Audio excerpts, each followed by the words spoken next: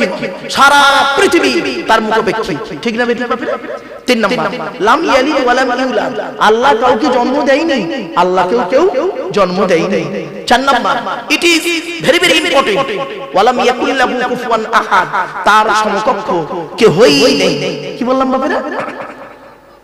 কেউ নয়, কেউই নেই। ভালো ভাষাটা ফলো করুন, কেউই নেই। এই ভুলগুলো সংশোধন করে নিন। উদাহরণটা দিচ্ছি বোঝার জন্য। একটা ছেলে একটা মেয়েকে বলল, আমি তোমাকে ভালোবাসি। আরেকটা ছেলে আরেকটা মেয়েকে বলল, আমি তোমাকেই ভালোবাসি। দুটো বাক্য এক। যে বলল আমি তোমাকে ভালোবাসি, অন্যকে বাঁচতেও পারি নাও পারি, সম্ভাবনা থাকতেও পারে নাও পারে। আর যে বলল আমি তোমাকেই ভালোবাসি, তার মানে শুধুই তুমি, আদার্স অন্য কেউ নেই। এবার আরবিতে ব্যাখ্যাটা করি। আবাদা ইয়াবুদু মানে ইবাদত করা, নাবুদু মানে আমরা ইবাদত করি, কা মানে তোমার, নাবুদুকা মানে হলো আমরা তোমার ইবাদত করি। কিন্তু আমার আল্লাহ কি করলেন জানেন? ওই কাফটাকে আগে করে দিলেন, দিয়ে কি বললেন?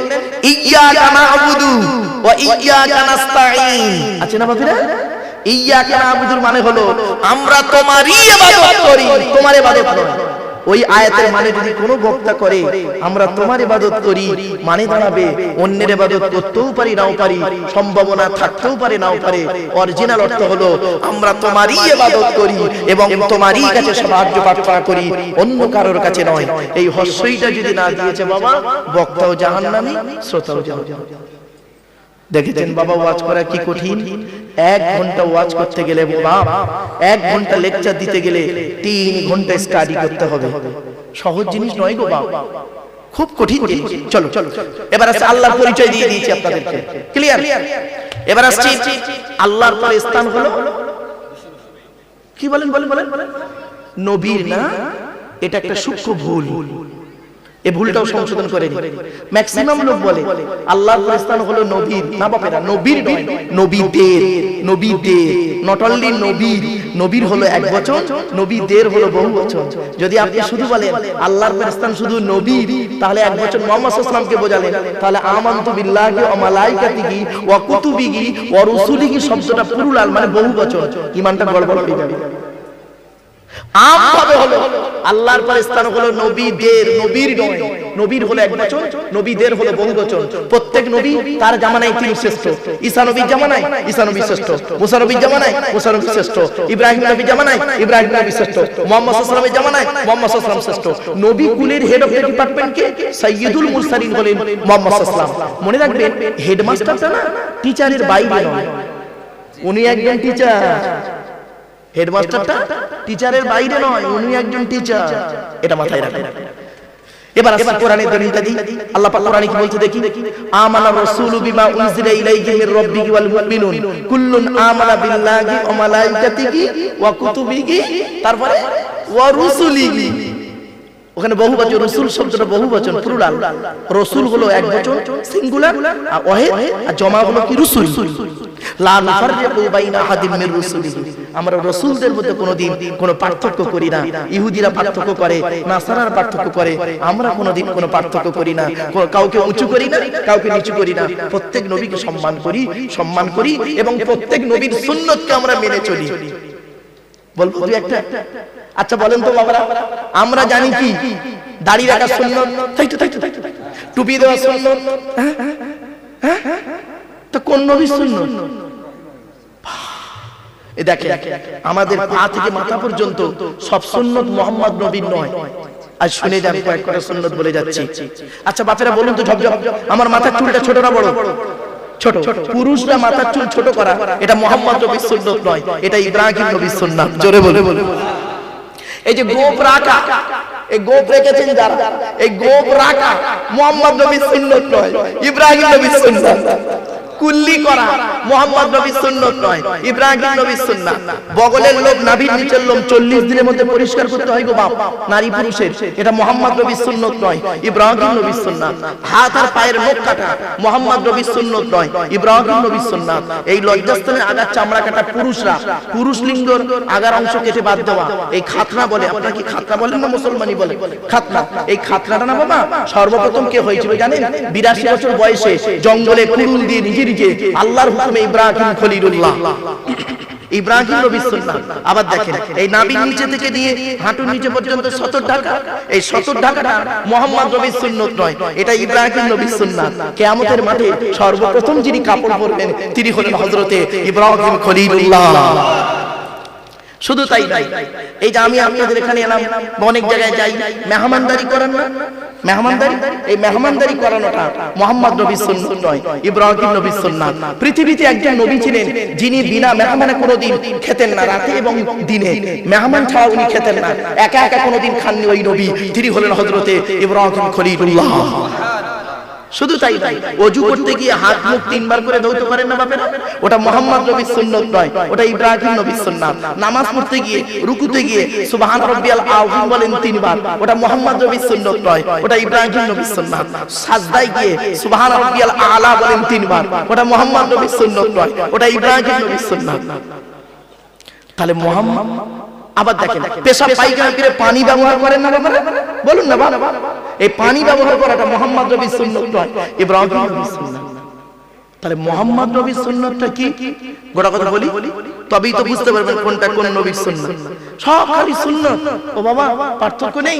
শুনে নিন, মাথায় টুপি দেওয়া মুহাম্মদ নবীর সুন্নাত, পাগড়ি পরা মুহাম্মদ নবীর সুন্নাত, বাবরি চুল রাখা মুহাম্মদ নবীর সুন্নাত, মেসওয়াক করা মুহাম্মদ নবীর সুন্নাত, গোঁফ ছোট করা মুহাম্মদ নবীর সুন্নাত, দাড়ি বড় করা মুহাম্মদ নবীর সুন্নাত। শুধু তাই নয়, সর্বপ্রথমকার দাড়ি পেকেছিল জানেন? শুনে নিন, আদম নবী 1000 বছর বেঁচে ছিলেন, কালো দাড়িতে পৃথিবী ছেড়েছেন। নূহ নবী 950 বছর বেঁচে ছিলেন, কালো দাড়িতে পৃথিবী ছেড়েছে।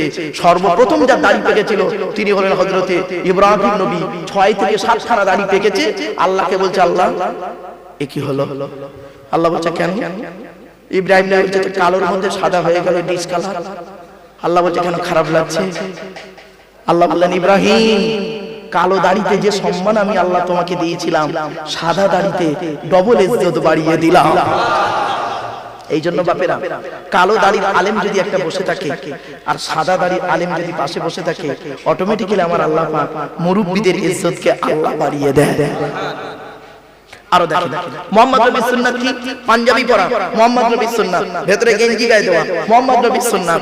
শুধু তাই নয়, লুঙ্গি পরা মুহাম্মদ নবীর সুন্নাত। শুধু তাই নয়, জুতো পায়ে দেওয়া মুহাম্মদ নবীর সুন্নাত। পেশাব পায়খানা ফিরে কুলুপ ব্যবহার করা মুহাম্মদ নবীর সুন্নাত। মেসওয়াক করা মুহাম্মদ নবীর সুন্নাত। শুধু তাই নয়, খাবার আগে হাত ধোয়া মুহাম্মদ নবীর সুন্নাত। খাবার আগে লবণ বা পানি মুখে দেওয়া মুহাম্মদ নবীর সুন্নাত। খাবার শেষে আঙুল চাটা মুহাম্মদ নবীর সুন্নাত। আবার দেখেন, খাবার সেই প্লেটটাকে চেটে খাওয়া মুহাম্মদ নবীর সুন্নাত। শুধু তাই নয়, মুহাম্মদ নবীর সুন্নাত আরো কি আছে? আরো দুই একটা বলে দিই, বললে বুঝতে পারবেন। বিশ্ব নবী মুহাম্মদ সাল্লাল্লাহু আলাইহি ওয়াসাল্লামের সুন্নাত হলো কি জানেন? তিনি অতিথি আপ্যায়ন করতে গিয়ে মানুষকে অত্যন্ত ভালোবাসা দিয়েছেন, মানুষকে আন্তরিকতা করেছেন। পৃথিবীর মধ্যে একটাই নবী ছিলেন যিনি করতেন কি, প্রত্যেক উম্মতের সঙ্গে মানে ছোট থেকে নিয়ে উপর থেকে নিচে পর্যন্ত সকলের সঙ্গে সমান ব্যবহার করে যেতেন। প্রত্যেক মুহাম্মদ সাল্লাল্লাহু আলাইহি ওয়াসাল্লামের কাছে একটা বাচ্চা ছেলে যেরকম মর্যাদা পেতেন, একটা বুড়ো সেই মর্যাদা পেতেন। না হলে কি হবে শুনবেন? আব্দুল্লাহ ইবনে আব্বাস রাইসুল মুফাসসিরিন, আল্লাহর নবী যখন ইন্তেকাল করেন তার বয়স তখন মাত্র 13 বছর। তিনি হলেন মুফাসসিরিনদের হেড। কিছু বুঝতে পারছেন বাপেরা? রাইসুল মুফাসসিরিন বলা হয় বাবা, কল্পনা করতে পারবেন না। এবার আসি, এই যে আমি আপনাদের সঙ্গে এই আঙুল তুলে তুলে কথা বলছি না বাপেরা, বলুন না, এই আপনারা কথা বলতে গিয়ে লোকের সঙ্গে আঙুল তুলে কথা বলেন না? এই আঙুল তুলে কথা বললে দেখবেন, আপনি যদি কারোর সঙ্গে আঙুল তুলে কথা বলেন ও রেগে যায়। কি বলে? ওই ওই ওই ওই আঙুল না বাবা, ঠিক না? ঠিক, ও জানে না এই আঙুল তুলে, ঠিক শাহাদাত আঙুল তুলে কথা বলে একটা নবীর সুন্নাত। তবে মুহাম্মদ না ইব্রাহিম একটা নবী ছিলেন, পৃথিবীতে যতদিন উম্মতদের সঙ্গে কথা বলতেন এই শাহাদাত আঙুল তুলে চ্যালেঞ্জ নিয়ে কথা বলতেন। অনেক আলেমদের চ্যালেঞ্জ নিয়ে কথা বলেন, মানুষ মনে করে অহংকার করে, কিন্তু না, পৃথিবীতে একজন নবী ছিলেন, তিনি করতেন কি, এই শাহাদাত আঙুল তুলে চ্যালেঞ্জ নিয়ে কথা বলতেন। সেই নবীটার নাম বলবো, মনে থাকবে? কোরআনের আয়াত দিয়ে বলি, ওয়াযকুরু ফিল কিতাবি ইদরিস ইন্নাহু কানা সিদ্দীকান নাবিয়্যা ওয়া রাফা'নাহু মাকানান আলিয়্যা। 16 নম্বর পারা, 8 নম্বর পৃষ্ঠা, 6 নম্বর লাইন, সূরার নাম সূরা ইব্রাহিম, মারিয়াম, কোরআন। আল্লাহ পাক বলছেন ইদ্রিস বলে একজন নবী ছিল। ইদ্রিস নবীর নাম কিন্তু ইদ্রিস নয়, ওনার নাম হলো খাইনু। কি বললাম বাবা? খাইনু। অরিজিনাল নাম কিন্তু ইদ্রিস নয়। ইদ্রিস নামটা কবে থেকে হলো শুনে নিন। আল্লাহ পাক যখন ওহী দিয়ে যেতেন জিবরাইল ফেরেশতার মাধ্যমে, জিবরাইল যখন ওহী দিতেন উনি খালি আকুর পাকুর করতেন, তাড়াতাড়ি করতেন, মুখস্থ করার চেষ্টা করতেন আর খালি ভুলে যেতেন, খালি ভুলে যেতেন। আমার রাসূলও তাই করেছে গো ভাও, মুহাম্মদ সাল্লাল্লাহু আলাইহি ওয়াসাল্লাম উনিও এরকম করতেন। তখন আল্লাহ পাক বলে দিলেন লা তুহাররিক বিহি লিসানাকা লিতাহজালা বি ইন্না আলাইনা জামআহু কুরআনা ফাইজা ক্বারানাহু ফাত্তাবি কুরআনা সুম্মা ইন্না আলাইনা বায়ানা। নবী তুমি তোমার জিহ্বাটাকে তাড়াতাড়ি করে নাড়াইও না, মনে রেখো কোরআন জিবরাইল যেটা বলছে তুমি শুনে নাও, তোমার হৃদয়ে রাখার দায়িত্ব আমি আল্লাহ আমার। জোরে বলুন সুবহানাল্লাহ। এই জন্য যারা কোরআনী মুকাম্মাল হাফেজ গো বাপ, কোরআনী মুকাম্মাল হাফেজের সম্মান খুব বড়। আমরা তো জানি না ও বাপ, আমি কোরআনকে নিয়ে গবেষণা করতে গিয়ে, কোরআনের উপরে গবেষণা করতে গিয়ে যা পেলাম কল্পনার বাইরে, আজ আপনাদের কাছে একটা একটা করে তুলে ধরছি। চলো চলো। তো এবারে বিশ্বনবী মুহাম্মদ সাল্লাল্লাহু আলাইহি ওয়াসাল্লাম, তার উপরে নাজিল হলো কোরআন, সেই কোরআনকে নিয়ে গবেষণা করছে সারা পৃথিবী।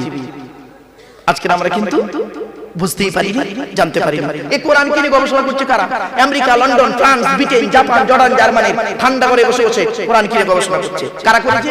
হ্যাম্ফ্রে Davy, Michael Faraday, Einstein, Isaac Newton, doctor Maurice Bucaille, mister Cook, mister Jaberi, mister Campbell, Raja Rammohan Roy, Ishwarchandra Vidyasagar, Rabindranath Tagore, Acharya Jagadish Chandra Bose, Francis Beck, William স্টিফোর, উইলিয়াম হার্ভে, টমাস, এরা কোরআনকে নিয়ে গবেষণা করেছে। আমরা কিন্তু কোরআনকে নিয়ে গবেষণা করতে পারলাম না। আমরা এই কোরআনটাকে পড়ে এই মৌলবী সাহেব, এই মৌলবী সাহেবের এ ওরে বলে কাফের, ওই এরে বলে কাফের, ঠিক না? আল্লাহর নবী বলছেন গো বাবা, তুমি যাকে কাফের বলছো সত্যিকারের যদি সে কাফের না হয়, বললেওয়ালা নিজে কাফের। এত সহজ। এবার আসছি ইদ্রিস নবীর নাম ইদ্রিস হলো কেন, এটা শুনে নিন। উনি জিবরাইল ফেরেশতা যখন ওহী দিতেন উনি খালি তাড়াতাড়ি মুখস্থ করতেন। তা আল্লাহ বলছেন জিবরাইল খাইনুককে বলে দাও, খাইনুককে বলে দাও হুটোপাটা করার দরকার নেই, হুটোপাটা করার দরকার নেই, ওকে লিখে রাখতে বলো। পৃথিবীর সর্বপ্রথম যিনি লেখাপড়া করেছিলেন তিনি হলেন হযরত ইদ্রিস। ইদ্রিস শব্দ মানে হচ্ছে লেখাপড়া করা, দাল রা সিন মাদ্দা, দারাসা ইয়াদরুসু দুরুসান শব্দ অর্থ হলো লেখাপড়া করা। ওর থেকে ইসমে জরফে মাকানে সিগা হলো মাদ্রাসা। মাদ্রাসা মানে জঙ্গি তৈরির কারখানা নয় বাবা, মাদ্রাসা মানে হলো বিদ্যাযুক্ত আলয়, বিদ্যালয়। ওখান থেকে নাম হলো ইদ্রিস। আর ইদ্রিস নবী সর্বপ্রথম লেখাপড়া করেছিলেন। হযরত ইদ্রিস নবী যখন উম্মতদের সঙ্গে কথা বলতেন শাহাদাত আউন তুলে চ্যালেঞ্জ নিয়ে কথা বলতেন। কতগুলো সুন্নাত পেয়ে গেলেন বলুন তো বাপ, আমরা কিন্তু এগুলো জানি না।